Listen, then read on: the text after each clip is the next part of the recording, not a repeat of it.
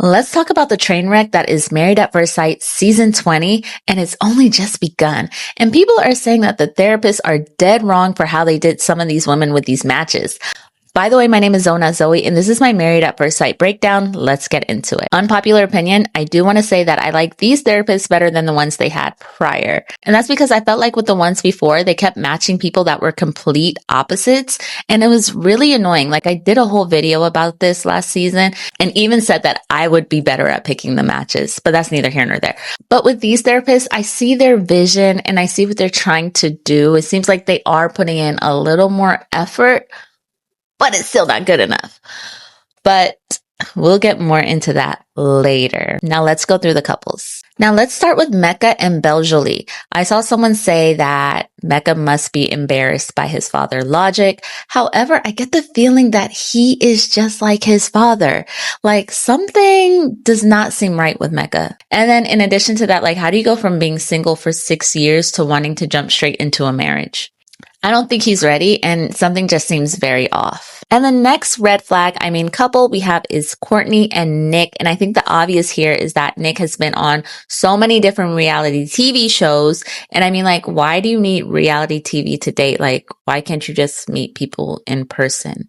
And him saying he doesn't have an agent or a talent manager really doesn't mean anything because you could still be trying to climb the entertainment industry ladder potentially. The next is Cameron and Michelle. Michelle seems super sweet, but again, like this man has never had a long-term relationship and all of a sudden he wants to get married.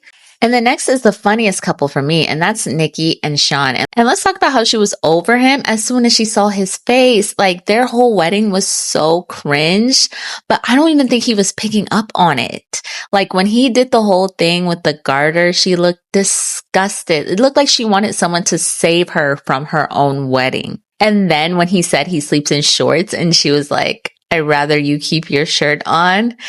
And then when they show the clip for the next episode and she says that he has a dad bod without the children, I was done.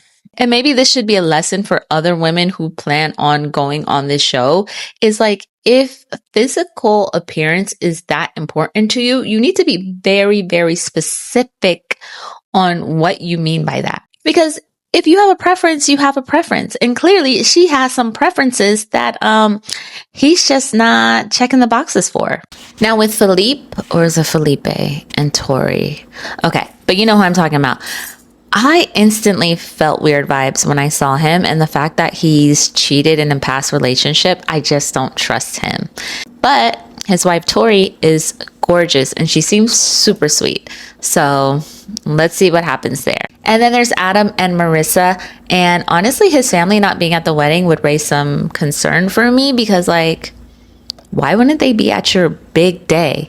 And let's talk about how he was being self-centered, trying to make the wedding day all about him.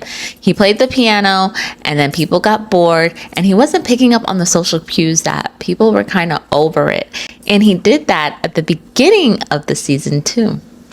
And he did that at the boys' night as well, where it's like, okay, this is cool for a couple of minutes. And then he just keeps going on. So I don't know. Maybe his parents didn't give him enough attention when he was younger. I don't know. But I could see that not going well because why are you just making everything about you? That's so selfish. But anyways, these are my thoughts. I said a lot. Let me know what you guys think in the comments. Like and follow for more.